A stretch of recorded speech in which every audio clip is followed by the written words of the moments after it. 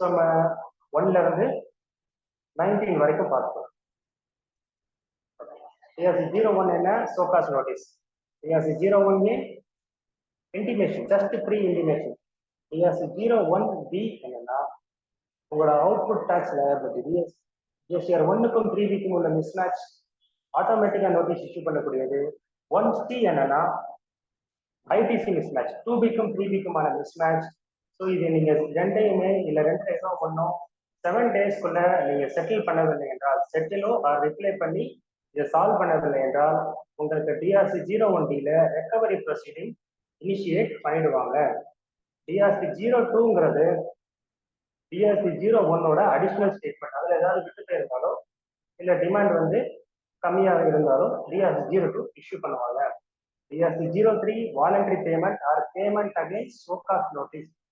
ஓகேங்களா, நம்ம எல்லாருக்குமே தெரிஞ்சதுதான். டிஆர்சி 04 அதோட அக்னாலேஜ்மெண்ட். டிஆர்சி 03 பண்ணதோட அக்னாலேஜ்மெண்ட். டிஆர்சி 05 நம்ம பணம் கட்டி அக்னாலேஜ்மெண்ட் வாங்கிட்டா அந்த ப்ரொசீடிங்க அங்கேயே க்ளோஸ் பண்ணிடுறாங்க, கன்க்ளூஷன். ஓகேங்களா. டிஆர்சி 06 என்னன்னா நம்ம டிஆர்சி 01 கொடுக்கக்கூடிய ரிப்ளை. ஸோ நம்ம டிஆர்சி 01 கொடுக்குற ரிப்ளை டிஆர்சி 06ங்கிற ஃபார்ம்ல தான் வரும். டிஆர்சி 07 நீங்க ரிப்ளை பண்ணல, இல்ல பணம் கம்மியா கட்டிட்டீங்க, இல்ல பணமே கட்டல அப்படின்னா டிஆர்சி 07ல ஆர்டராக வந்துடும். ஸோ ஆர்டர் வந்ததுக்கு அப்புறம் நீங்க ரெக்டிஃபிகேஷன் ஃபைல் பண்றீங்க, இல்ல அந்த ஆபீசரே கரெக்ட்னு தப்புன்னு தெரிஞ்சுக்கிட்டு அதை ரெக்டிஃபை பண்ணா அது டிஆர்சி 08ல வரும். அதை வித்ட்ரா பண்ணாலும் டிஆர்சி 08ல வரும்.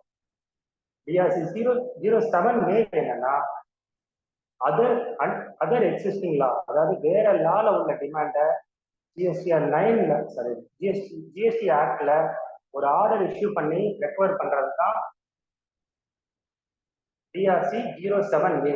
அந்த ஆர்டர்ல ஏதாவது கரெக்ஷனோ இல்ல ரெக்டிஃபிகேஷனோ இருந்தால் அதை டிஆர்சி 8A கொடுப்பாங்க.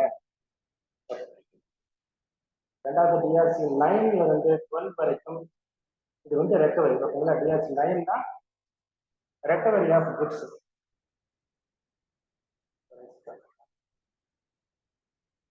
டிஆர்சி 9 என்ன? Recovery through specified officer. ஓகேங்களா. நெக்ஸ்ட் டிஆர்சி 10 என்னன்னா உங்களுக்கு நோட்டீஸ் கொடுத்து உங்களோட குட்ஸை டீடைன் பண்ண குட்ஸ் எல்லாம் நாங்க ஆக்ஷன்ல ஏலத்துல விட போறோம் அப்படிங்கிறது தான்.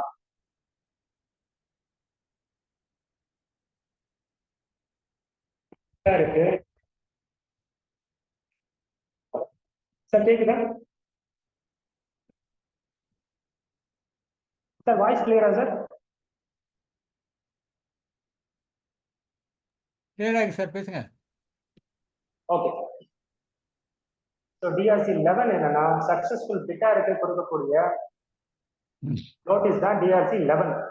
டிஆர்சி 12 வந்து அவங்களுக்கு கொடுக்கக்கூடிய சர்டிபிகேட். ஸோ வந்து நீங்க பேமெண்ட் பண்ணிட்டீங்க, உங்களுக்கு நாங்கள் சர்டிபிகேட் கொடுத்துடுறோம். குட்ஸ் இனிமே உங்களோட டிரான்ஸ்ஃபர் ஆஃப் டைட்டில்ஸ் வந்து டிஆர்சி 12 இஷ்யூ பண்றது மூலமா அந்த குட்ஸோட டைட்டில் இவருக்கு போயிடும், சக்சஸ்ஃபுல் பிட்டாருக்கு போயிடும். டிஆர்சி 13 என்னன்னா recovery from third person. So உங்களோட டெட்டாரோ இல்லை ஒரு உங்களுக்கு பணம் கொடுக்க வேண்டியவங்களுக்கு நோட்டீஸ் இஷ்யூ பண்ணி அவங்க கிட்ட இருந்து ரெக்கவர் பண்றதுதான் டிஆர்சி 13. ஓகேங்களா. டிஆர்சி 14 என்னன்னா அவங்க பண்ற இந்த உங்களோட டெட்டார் பண்ணக்கூடிய பேமெண்ட்டுக்கான சர்டிபிகேட் தான் டிஆர்சி 14. ஓகேங்களா. Next TRC 15, 16, 17, 18, 19. ஸோ இது வரைக்கும் பார்த்தாச்சு. எல்லாமே ரெக்கவரி ப்ரொசீடிங். டிஆர்சி 15 வந்து ஒரு சிவில் கோர்ட். சிவில் கோர்ட்ல உங்களுக்கு ஒரு ஆர்டர் பாஸ் ஆகி பணம் வர வேண்டியது இருக்குது என்றால் அது டிஆர்சி 15. டிஆர்சி 16 என்னன்னா notice for attachment of sale of immovable property. ஓகேங்களா. உங்களுக்கு உங்களோட ப்ராப்பர்ட்டியை அட்டாச் பண்ணி நாங்க ஆக்ஷன்ல விட போறோம் அப்படிங்கிற நோட்டீஸ் கொடுக்கக்கூடியது தான் டிஆர்சி 16. அதே இதை பப்ளிக்கு நீங்க ஆக்ஷன் கொடுத்து இது பண்ணக்கூடியதுதான் டிஆர்சி 17.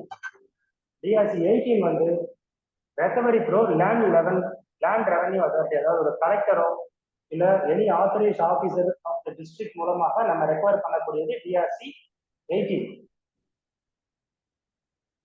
டிஆர்சி 19 வந்து ரெக்கவரி த்ரோ கோர்ட். ஒரு மெஜிஸ்ட்ரேட்டுக்கு உங்க கோர்ட்ல ஒரு ஃபைன் போட்டால் எப்படி நீங்க ரெக்கவர் பண்ணுவீங்களோ அந்த மாதிரி எனக்கு ரெக்கவர் பண்ணி கொடுங்கன்னு சொல்றது தான் டிஆர்சி 19. ஸோ 19 வரைக்கும் நம்ம ஆல்ரெடி பார்த்தாச்சு. ஒரு சின்ன ரீகேப்பும் கொடுத்துட்டேன். இன்னும் 10 நிமிஷத்துல நம்ம அந்த மிச்சம்